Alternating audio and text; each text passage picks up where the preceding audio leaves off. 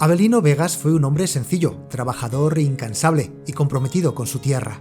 Pero Avelino fue también un visionario. En 1950 fundó la primera bodega en su pueblo, en el término segoviano de Santiuste de San Juan Bautista, 30 años antes de la constitución de la denominación de origen Rueda. Años después, el testigo que representaba aquel compromiso con la tierra y con las viñas fue recogido por su hijo Fernando Vegas y su esposa Ana Isabel Gómez. Desde entonces han extendido el grupo Avelino Vegas fundando bodegas en las principales denominaciones de origen de España.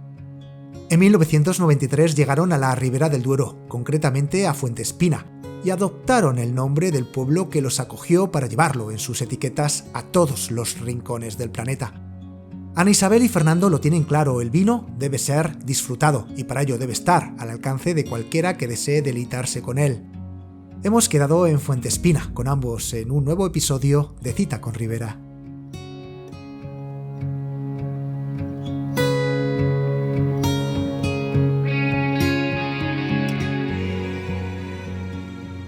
Ana Isabel Gómez y Fernando Vegas, bienvenidos a una Cita con Ribera. Hola. Muchas gracias. Bueno, son 70 años haciendo vino con el nombre del patriarca de esta gran familia y recientemente le habéis dedicado una etiqueta por el que sería ya hubiera sido su 100 aniversario, ¿no? Nos gustaría comenzar esta charla hablando de tu padre, Avelino Vegas, fundador junto con tu madre Isabel Arranz, del que ahora ya es uno de los grupos vitivinícolas más relevantes de España. La pregunta sería, ¿qué recuerdos tienes de ellos, de aquella infancia en Santiuste y de aquellas primeras vendimias?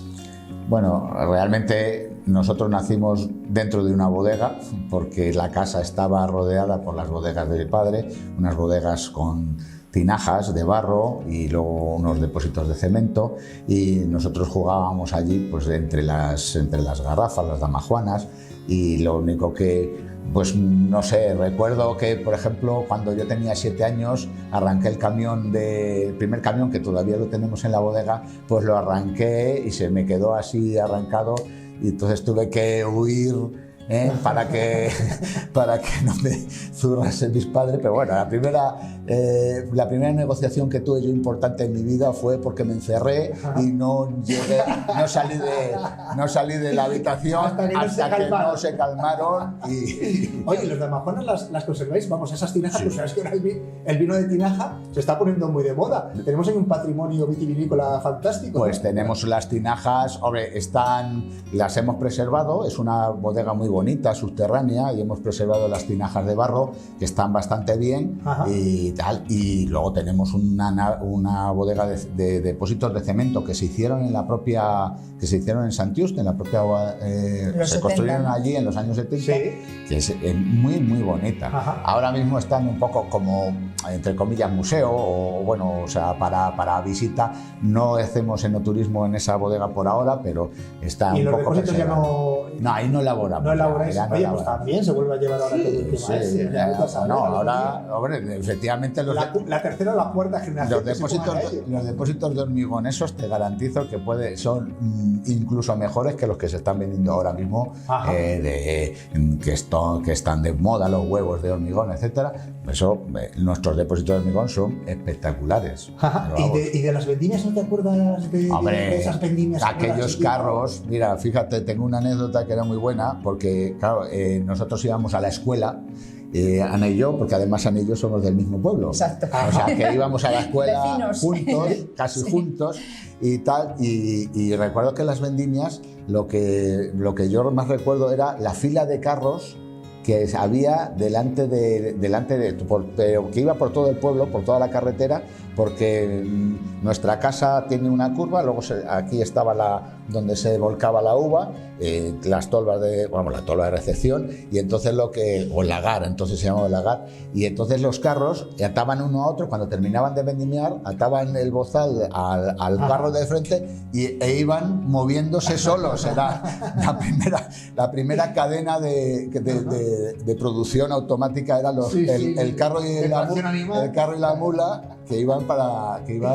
uno tras otro. Entonces ya llegaban, entonces mientras tanto los propietarios de la uva se iban al lagar, a la bodega, y no solo ayudaban a descargar unos a otros con las galletas, que entonces se hacía así, sino que bueno, pues ahí mi padre ponía unas aceitunas, ponía vino, ponía unos verdel y estas cosas, y era una auténtica fiesta. Sí que entonces había una auténtica fiesta de la vendimia en cada bodega, porque era también algo había absoluto. que entender que el tiempo que se pasaba allí en esa cola sería bastante mayor de lo que es. Claro, había que hacer algo para pasar la jornada. Claro, sí. Venía muy bien ese verdercillo. Todo el mundo se juntaba allí había... Realmente sí que te digo que entonces, yo recuerdo...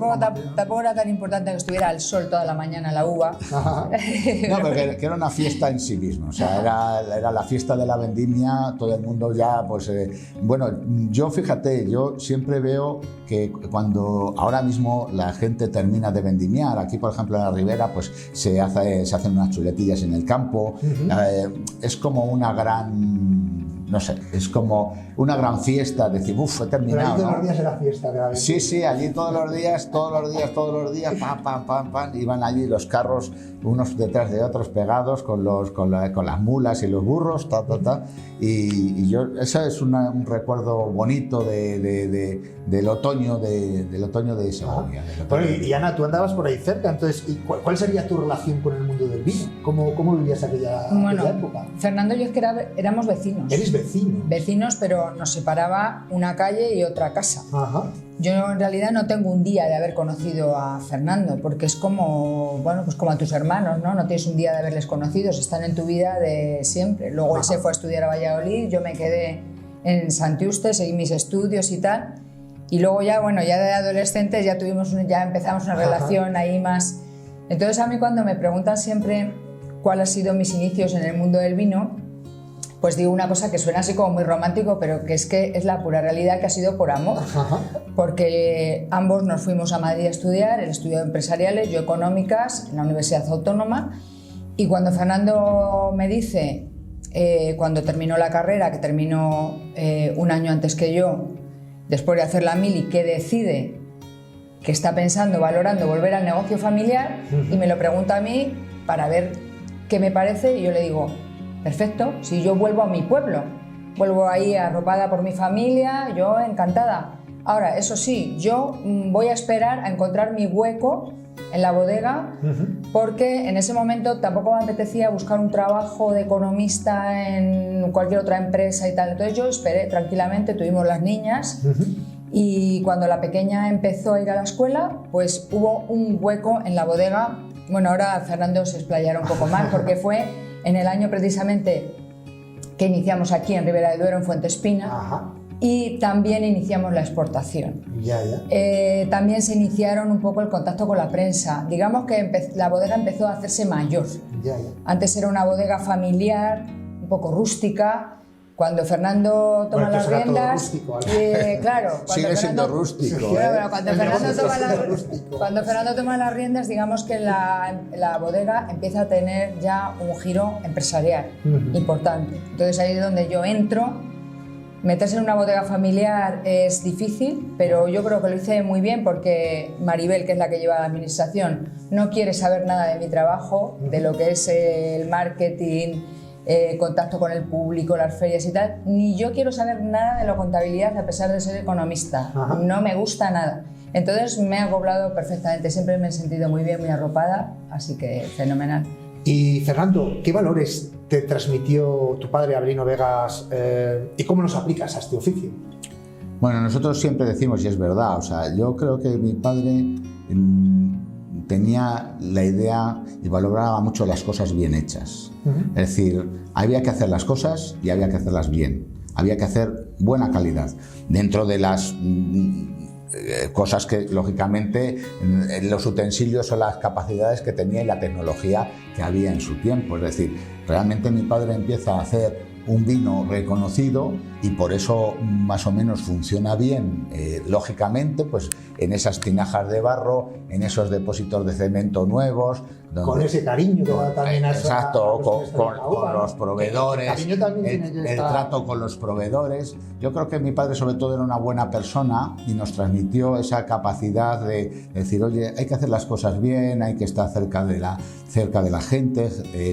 vamos a ayudar o a apoyar la economía de la región, porque al final las bodegas somos muy importantes como apoyo a la economía de las zonas locales.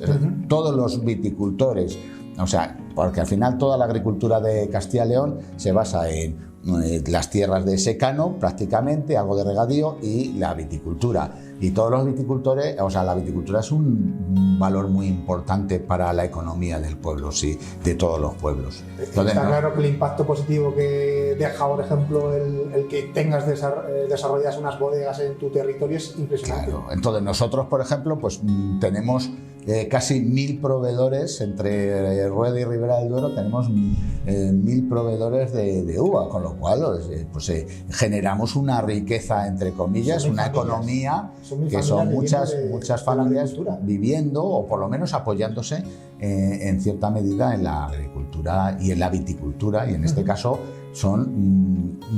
nosotros a los proveedores de uva los llamamos clientes, o sea, en el argot. Entonces dices, ese es mi cliente, ¿no? Pues son proveedores de uva de la bodega, y muchos de ellos cuando vienen a la bodega dicen, oye, yo traía la uva a tu padre. Digo, que sí, nos conocemos. Fíjate, si no nos conocemos, que llevo 40 años o 50 años en este rollo, ¿no? Pero te quiero decir que, en definitiva, yo he visto a generaciones, igual que tenemos generaciones que sus padres nos traían la uva, ahora nos la traen los hijos, y esperemos que los nietos también nos la traigan y que no decaiga, ¿no?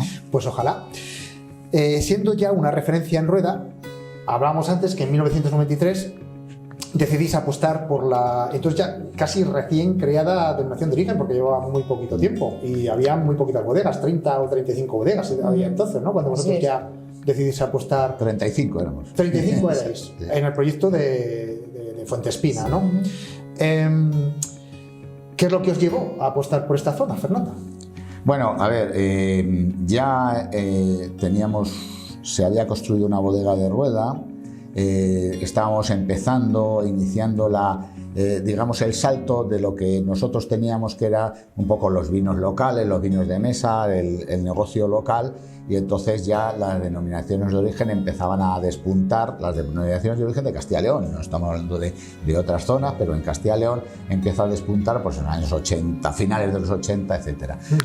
Construimos la primera bodega en Rueda, y bueno, pues ya vamos viendo que tiene una cierta salida, no era tan espectacular. Pero bueno, con la denominación de origen sí que se notó el impacto positivo, hombre, también. Ya hacías vino, ya empezabas a hacer vinos de calidad, estabas con otros sistemas de elaboración, estábamos buscando un poquito más ya pues el salto del vino de la botella de 6 estrellas de Chato a un poco a la copa, ¿no? A la copa de vino. Entonces, bueno, teníamos un blanco y necesitábamos un tinto. Dentro de Castilla y León, lo que más despuntaba dentro de su humildad era Ribera del Duero. Entonces, mi hermano y yo nos dedicamos un poco a dar vueltas por la zona, a ver qué es lo que se cocía y qué podíamos hacer. Entonces, cuando recalamos en Fuentespina, aquí donde estamos, que esto era el despacho de vinos que tenía la bodega, era una vieja cooperativa, antigua vieja cooperativa, bueno, pues como todas las cooperativas, con una idea más romántica que empresarial del vino, poco tecnificada, o sea, con poca tecnología, y entonces, bueno, pues, pero tenía una ventaja importantísima, que controlaba 365 hectáreas de viñedo, con unos viñedos que tenían un mínimo de 20 años, o sea, entre 20 y muchos más. Y entonces, claro, tenías un aprovisionamiento de uva espectacular. Entonces, ¿qué hicimos? Pues nos asociamos con los cooperativistas, hicimos una sociedad que se llama Fuentespina SL, sacamos una línea de producto que es Fuentespina, nuestros vinos, y empezamos a comercializar, invertimos en tecnología. Eso te iba a preguntar, ¿cómo fue esa puesta en marcha de Fuentespina, esa conversión de lo que fue la antigua cooperativa en lo que es la bodega actual? Bueno, pues Hombre, como todos los inicios, complicado. Sobre todo mucha inversión, invertimos muchísimo en tecnología, teníamos que buscar depósitos de elaboración, de acero inoxidable, teníamos que buscar nueva tecnología, implementar toda la tecnología. O sea, cuando nosotros llegamos, que debemos tener por ahí todavía la prensa, era una prensa de esas que hacía así, sacaba el vino, clarete, que era lo que se vendía por Damajuana, ¿no? por las garrafas, por las damajuanas. ¿Tiene hidráulica la prensa, por lo que me cuentas? Era, pues no, era de estas de usillo, de presión, que metían el tornillo, pero horizontal. Así. Vale. O sea, bueno, ahora creo que lo prohibieron 2 días después de que entramos nosotros a la bodega. Entonces, bueno, tuvimos que comprar e invertir en toda esa tecnología para elaborar y empezar a trabajar con un poquito de calidad. No había ni una barrica, en este momento tenemos 4.000. ¿Y qué decían los antiguos cooperativistas cuando empezasteis vosotros a desarrollar, digamos, esta línea de comprar equipo, de desarrollar tecnológicamente ya la bodega? Bueno, les encantaba, traían a la familia. Sí, claro. Pasaron de estar a estar orgullosos de la bodega, cosa que estuvo muy bonito porque entonces... claro, como el cooperativista era socio, pues entonces ellos entraban aquí a Bean y decían que vengo aquí con mis primos, que han venido unos primos de Valencia con sus 3 niños y que venimos a dar una vuelta por la bodega. Y decían, bueno, pues bienvenidos. ¿Qué ibas a decir? ¿No? Porque, el primer enoturismo. Claro, sí, bueno, era gratis. Era gratis. Porque realmente al final, efectivamente, pues el socio se sentía socio por fin de algo digno de enseñar. Y entonces, pues bueno, pues yo creo que por aquí pasó toda la familia de los 200 socios que teníamos. Es que antoja que esos primeros años fueron súper divertidos. Bueno, aparte de estresantes. Había de todo. Había muchas tensiones. Bueno, porque lógicamente también es cierto que mover una mentalidad cooperativista, una mentalidad empresarial es complicado, ¿no? O sea, porque el hombre de la uva, yo entiendo, el viticultor... lo es todavía. Ahora, 30 años después, fíjate. Pero claro, ten en cuenta que ellos es año a año. O sea, él cosecha la cebada y la vende y la cobra. Cosecha la uva, la vende y la quiere cobrar o la cobra, ¿no? Nosotros se la teníamos que pagar como empresa.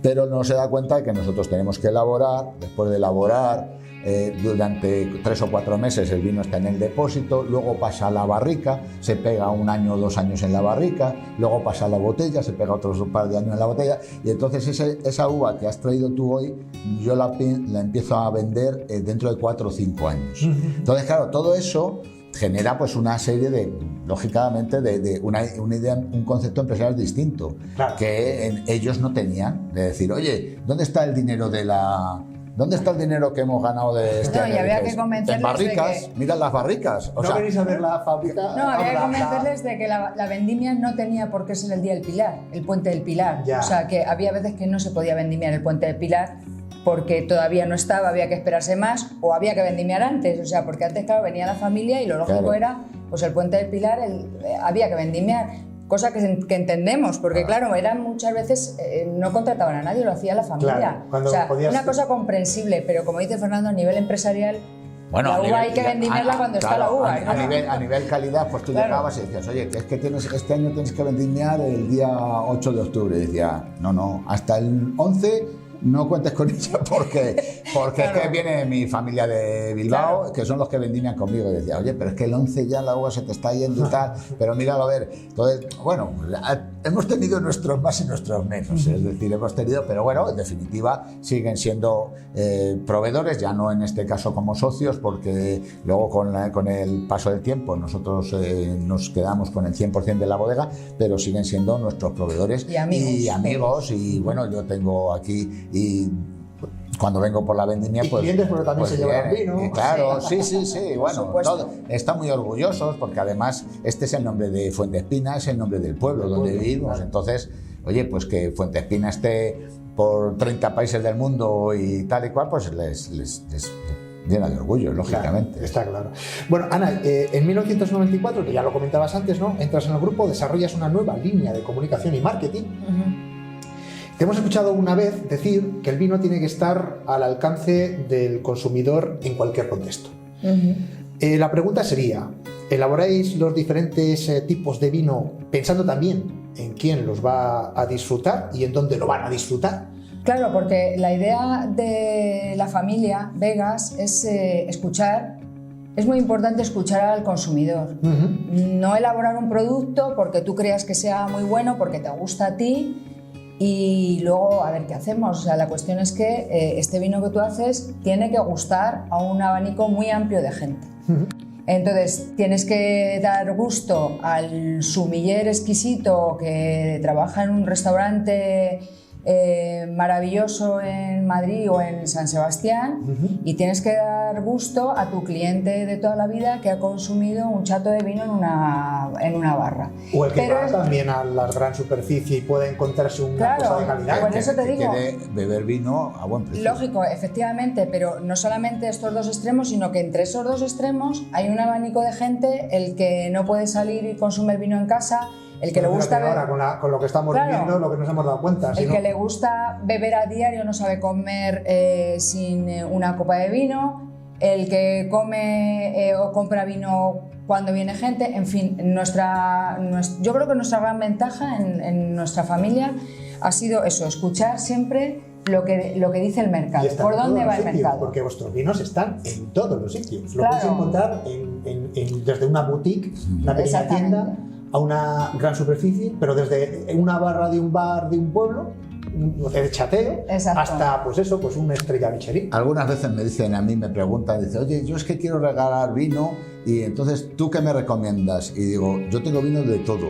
O sea, ¿tú cuánto te quieres gastar? Es decir, porque al final tú dices, yo tengo una gama de vino más asequible, más accesible, en la que, como es el Fuente Espina 3, que es un vino que es apto para todos los bolsillos, y luego vas subiendo hasta donde quieras, hasta donde quieras llegar, digamos a vinos de más alto nivel, etcétera, etcétera, pero no por ello tienes que dejar de poder consumir un Fuente Espina.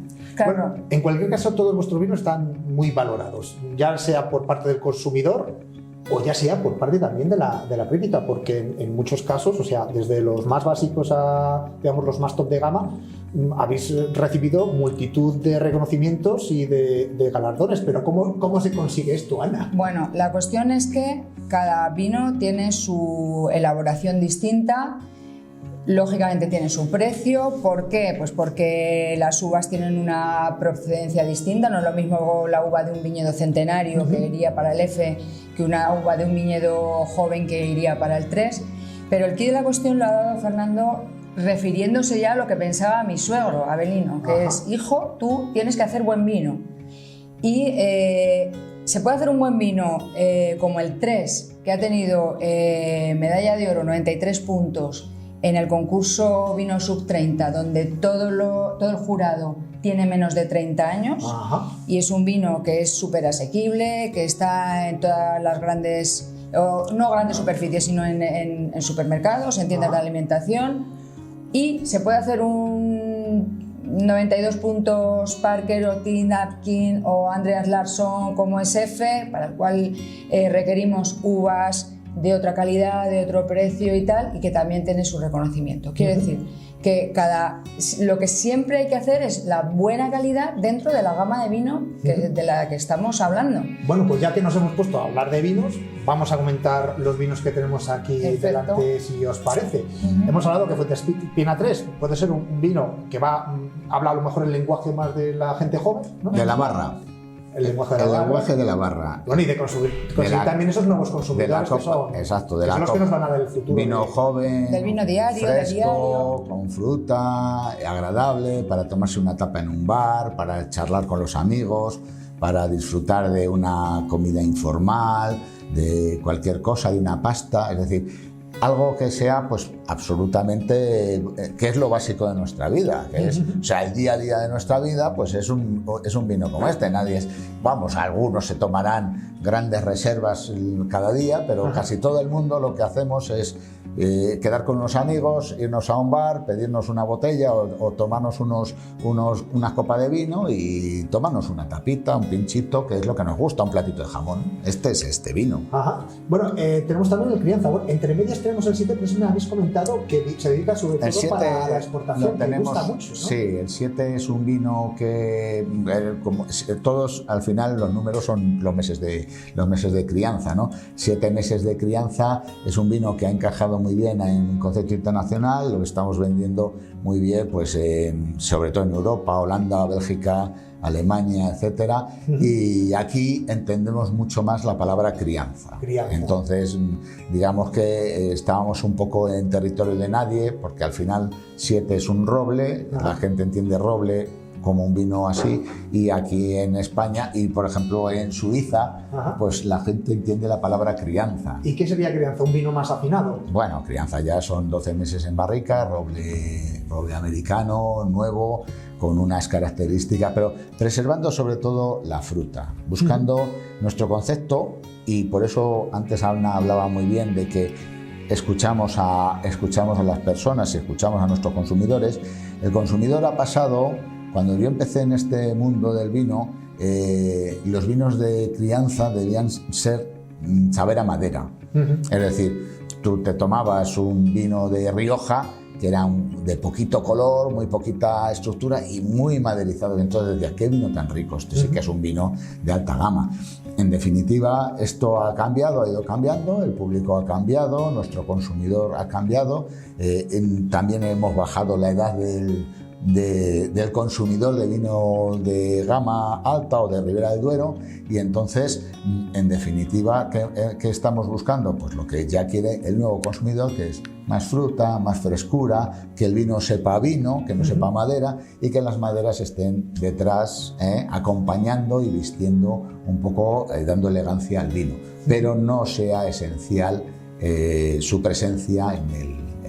Por eso muchas veces cuando hablamos de crianza dices 12 meses en barrica, y la gente es más un vino con unas características de un viñedo especial, de unos viñedos ya, buscamos viñedos más jóvenes porque da más frescura, no solo porque sean más jóvenes para vino joven, sino porque buscan más la frescura, y aquí ya estás en viñedos de 30 a 40 años que empiezan a dar un poquito también elegancia, frescura, fruta y elegancia. ¿Y en el caso de Fuentespina Reserva? Bueno, ahí vamos creciendo, vamos subiendo todo. Elegancia y finura. Vamos dando un poco más la elegancia. Aquí ya trabajamos con viñedos de 50 años aproximadamente. Siempre cuando hablamos de años son edad media, ¿no? Pues entre 40 y 60 años. Entonces ya son viñas seleccionadas. Ten en cuenta que nosotros desde el año 93 ya tenemos un histórico, sabemos quiénes son nuestros proveedores, de dónde viene la uva. Entonces, pues ya ahí tenemos unas ciertas viñas ya más seleccionadas, y aquí en este caso le vamos a dar solo la vestimenta en roble francés. Es roble francés 100%, de barrica nueva y de diversos toneleros. Entonces ya estamos dando un salto más. Sigue teniendo muy buen concepto de fruta, pero ya más frutas negras, más frutas compotadas, y la elegancia y la sutileza y el buque de la madera. ¿Y qué representaría F de Fuentespina? Que además veo que es una botella diferente, súper elegante, un diseño, la verdad es que muy bonito, con ese lacre también que tienes ahí con la F de Fuentespina.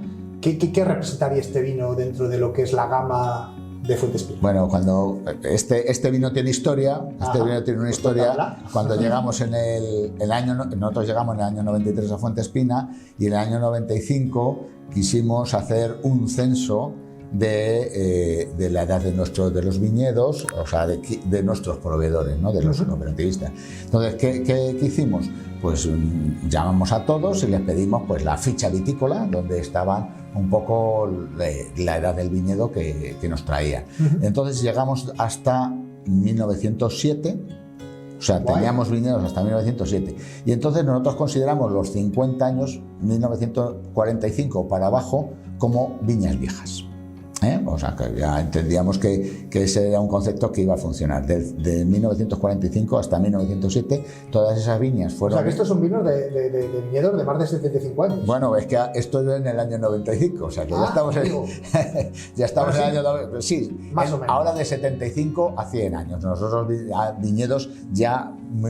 Estas sí que son viñas viejas de verdad, viejas.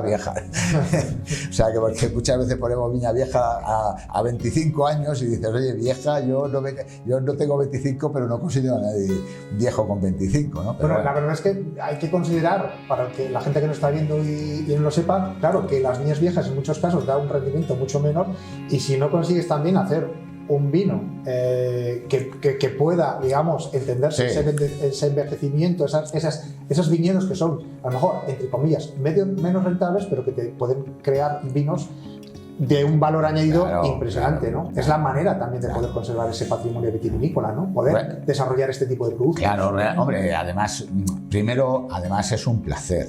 Es un placer, o sea, el trabajar con este tipo de viñedos, el saber que estás preservando una viña que tiene 90 o 100 años, ver esos troncos, ver esas cepas, o sea, que son auténticas esculturas, realmente al final es un placer trabajar ese nivel. Estamos hablando de muy pocas Ese es un botellas. ejemplo que pongo precisamente cuando hago las catas y me refiero a este vino, y la gente pregunta, pero bueno, ¿y eso de la viña vieja? Eso, a ver, y le explicas por qué, cuál es la razón, ¿no? Las raíces profundizan muchísimo, con lo cual los saltos de calidad son inexistentes, porque por muy mala que venga la cosecha, sequías, la viña vieja siempre tiene esa reserva de savia en el tronco que puede alimentar esos 4 o 5 racimos. Y el ejemplo que pongo es como dejar los niños al cuidado de un abuelo.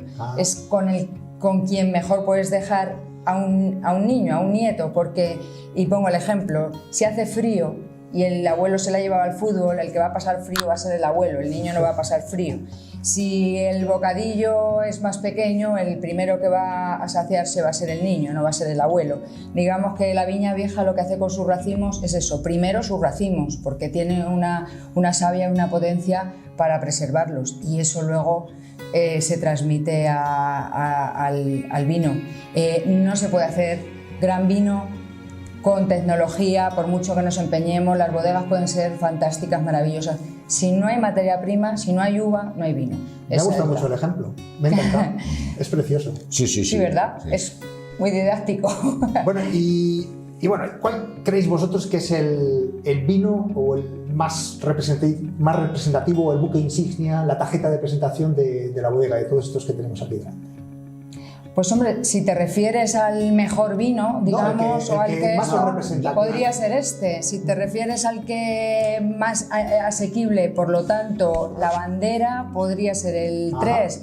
Si te refieres al que mejor encaja en un restaurante de hostelería, porque realmente tiene una presencia, como pueden ser el C o el R, tienen una presencia en una mesa, o sea, digamos que preferido, yo también lo digo en las catas, el mejor vino es al que a usted le gusta. Bueno, pues ahora quiero que pero yo me voy a mojar. ¿Cuál es el que no falta en vuestra mesa? Bueno, es que a nosotros nos salen gratis y entonces los tenemos todos, pero yo me voy a mojar porque yo creo que este es el vino que puede llegar a todo el mundo.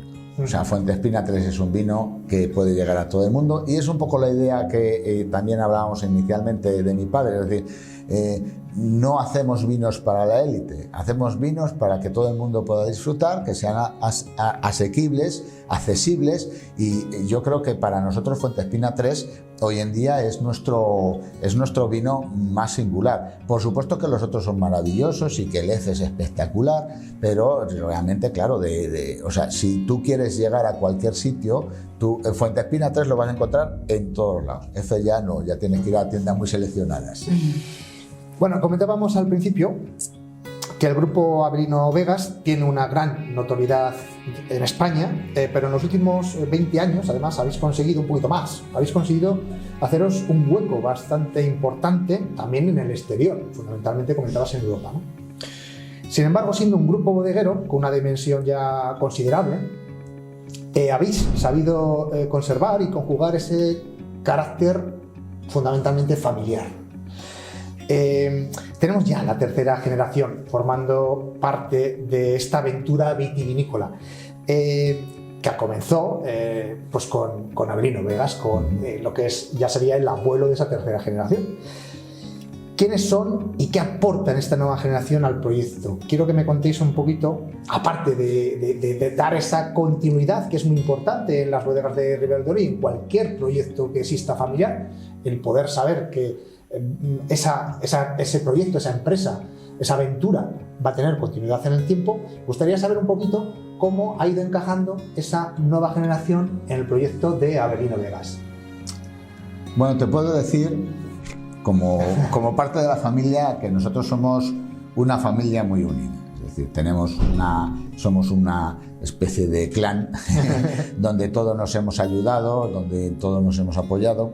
Y en este caso, realmente sí que entendemos claramente que en el mundo de las bodegas las familias son muy importantes. Y si te das cuenta, casi todas las bodegas del mundo empiezan en grupos familiares. Luego pues, es probable que algunas de ellas hayan pasado a grupos financieros, pero es raro que estén en grupos. O sea, realmente siempre tiene que haber unas personas detrás del vino, porque el vino se hace con el corazón y con el alma. No lo haces. Si lo haces para ganar dinero es mucho mejor. Bueno, iba a decir invertir en bolsa, pero no es el caso. Pero quiero decir que no es una rentabilidad a corto. Esto es un negocio en el que se necesita mucho compromiso. Exacto. Y es una rentabilidad a largo plazo, como he hablado antes. Es decir, cuando yo presento este vino, que es de la cosecha de 2015, pues hasta el año 2021, que es cuando está saliendo, pues son muchos años, etc.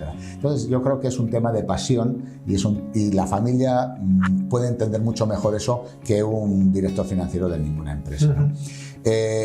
Con ello, pues nosotros hemos inculcado tanto a nuestros hijos. Maribel tiene 3, mi hermana Maribel tiene 3 y nosotros tenemos 2, y pues han vivido la vida de la familia, la vida de la bodega, los avatares y las cosas que han ido ocurriendo a lo largo del tiempo, y hemos tenido la gran suerte de que 2 de los hijos de Maribel estén ahora con nosotros. Luego vamos a conocer a uno en nuestra bodega más icono, y una hija nuestra, Cristina, que es enóloga y que hizo enología en Burdeos y tal, pues se ha incorporado también al nuevo proyecto. Esto nos da, pues, Bueno, Cristina, pero que tiene una formación... Tiene un bagaje muy bueno. Te has quedado corto. Bueno, no lo quería porque luego lo explicamos en la otra bodega con el vino que realmente está desarrollando ella, porque estos vinos son de esta bodega, y en nuestra bodega de Avelino Vegas, allí en Peñafiel, ya ella ha puesto su mano. Entonces, bueno, realmente quiere decir que lo que es para mí, para nosotros como familia y como personas del mundo del vino, el saber que siguen nuevas generaciones. Mi sobrina Maribel es la que lleva todo el sistema de todas las bodegas. Y es la que ha diseñado la reforma de esta bodega. Es ingeniero agrónomo y hace toda la reforma. No solo hace las reformas de las bodegas, sino que además lleva toda la gestión del día a día de todo lo que es la bodega. Es decir, todo, desde los horarios, etcétera. Es mi mano, es la que nos organiza. Es mi mano derecha, exacto, es la que lleva todo. Y en el caso de Sebe, que le vas a conocer ahora un poquito más tarde, pues es el director de la nueva bodega y se dedica básicamente a lo que me dedicaba yo, que era comercial. Y a mi sobrino Sebe, que es mi ahijado, hice con él lo mismo que hacía mi padre conmigo. Porque mi padre ha sido su mentor. Era bastante más mayor que yo. Mi padre me tuvo con 42 o 43 años, con 43 años, con 44. En aquellos tiempos era muy mayor para tener hijos. Y entonces yo era el niño pequeño, entonces me decía: ¡hala, Fernandito, venga, súbete al coche que nos vamos a vender! Y para mí era maravilloso porque nos subíamos al coche y entonces nos íbamos a los pueblos de tal a vender, Y entonces pues llegabas allí y mientras mi padre estaba vendiendo, pues a mí me daban un vaso de Fanta y me daban un pincho de tortilla, y entonces yo estaba diciendo, esto de vender es lo mejor del mundo. Yo me tengo que dedicar a esto porque aquí todo el mundo te regalaba cosas. Anda, esto es tu hijo. Claro, fíjate, yo con 9 años, mi padre con 50 y pico, pues claro, imagínate lo bien que me lo pasaba yo con mi padre. Y yo con Sebe he hecho lo mismo. Que disfruten, que empiece a disfrutar. Le he dicho, oye, Sebe, vente conmigo y tal. Y cuando tenía a lo mejor 14 o 15 años, pues nos íbamos a Asturias. Yo cogía a mis sobrinos, me los llevaba a Asturias y entonces íbamos por ahí. Hombre, cuando tenía a lo mejor menos relevancia la visita, tal y cual. Y entonces pues nos íbamos a comer por ahí, etcétera. Entonces yo creo que eso es lo que inculca, y a nuestras hijas, por supuesto, exactamente igual, pues es lo que inculca el amor por lo que Yo quiero hacer una puntualización, y es que esta tercera generación no ha venido, no se ha inmiscuido, no ha empezado a trabajar de inmediato en la bodega por el hecho de ser el hijo del sobrino de tal.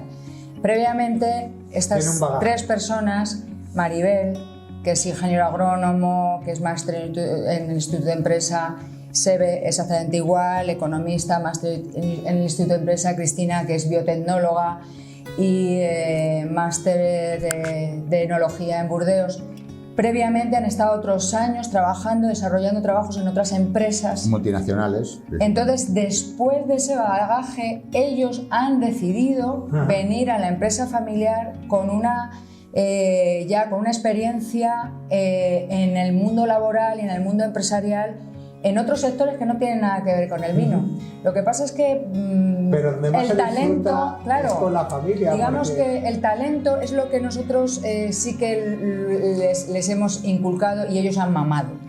Me gusta mucho esa filosofía por eso, porque tú lo que estás es diciendo, hombre, el trabajo hay que al final hay que procurar disfrutarlo, porque claro, se convierte si no en una rutina o en algo que no suele gustar. En este caso, si tú inculcas en tu familia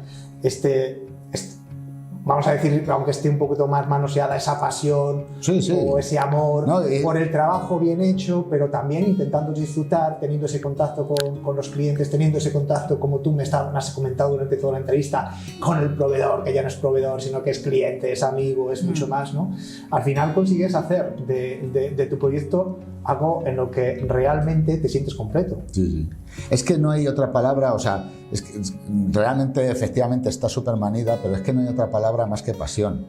Es decir, nosotros somos muy felices cuando nos dan una puntuación espectacular a un vino, pues estamos contentísimos, o sea, no pensamos, vamos a vender más botellas, vamos a ganar más dinero. No, es una pasión. Estamos diciendo que nuestro vino, lo que han elaborado, lo que ha hecho todos nuestros proveedores desde la viña, trabajando con el frío que hace, con todo esto, luego lo transferimos a una botella, lo transmitimos a esa pasión, la transmitimos a una botella y luego resulta que gusta. Y eso es lo que realmente es apasionante y lo que es realmente bonito. A lo mejor hay otra palabra, pero no la conocemos, pero es verdad, esa ilusión que nosotros ponemos en ello. Lo mismo que te digo que cuando llega una persona y te dice, este vino, en un minuto lo prueba, este vino no me gusta, y te digo, pues usted sabe la cantidad de personas que hay detrás de esta botella, usted sabe la cantidad de viticultores que han pasado frío, podando, usted sabe la cantidad de gente que está en la bodega,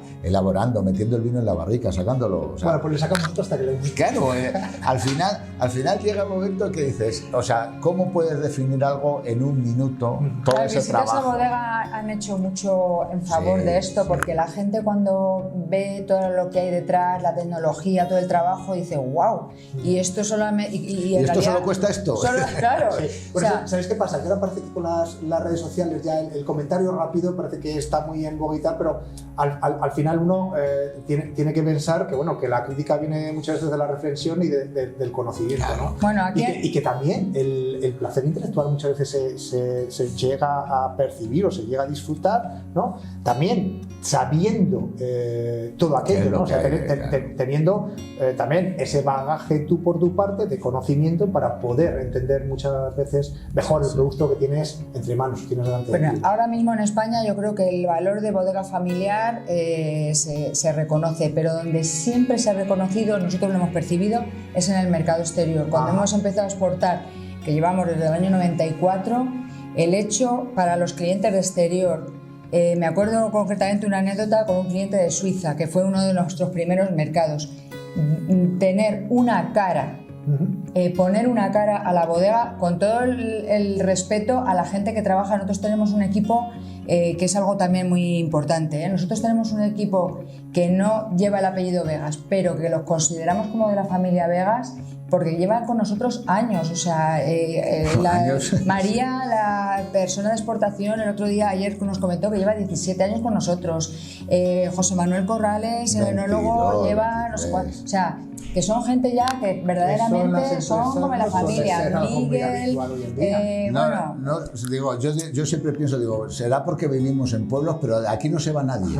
O sea, que no los echamos ni con agua caliente. Bueno, además es muy curioso porque estamos incorporando las segundas generaciones de empleados.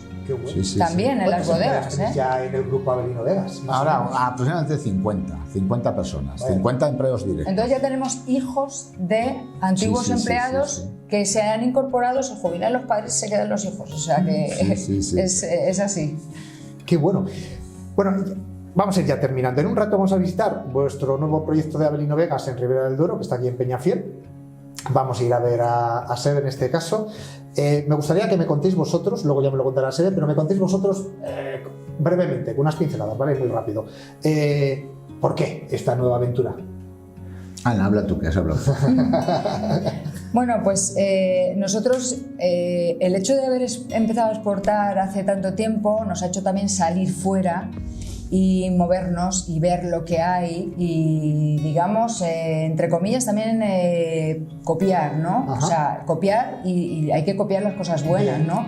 Y lo que hemos visto en grandes bodegas del mundo es que, aparte de su bodega madre, pues su bodega matriz, hacen nuevos proyectos donde se elaboran vinos pues muy icónicos, muy especiales, de los que también se habla mucho, ¿no? Y que eso ayuda, digamos, es como digamos el examen final, es como, digamos, como se dice, la tesis, ¿no? Es como la tesis doctoral, ¿no? Exacto, ¿no? Entonces nosotros hemos buscado un lugar también muy icónico dentro de la Ribera del Duero, aunque toda es fantástica, que es la zona de Peñafiel, y ahí, bueno, pues hemos tratado de poner una semilla y bueno, pues estamos muy contentos y estamos seguros de que esa semilla va a dar como resultado algo fantástico. Bueno, es que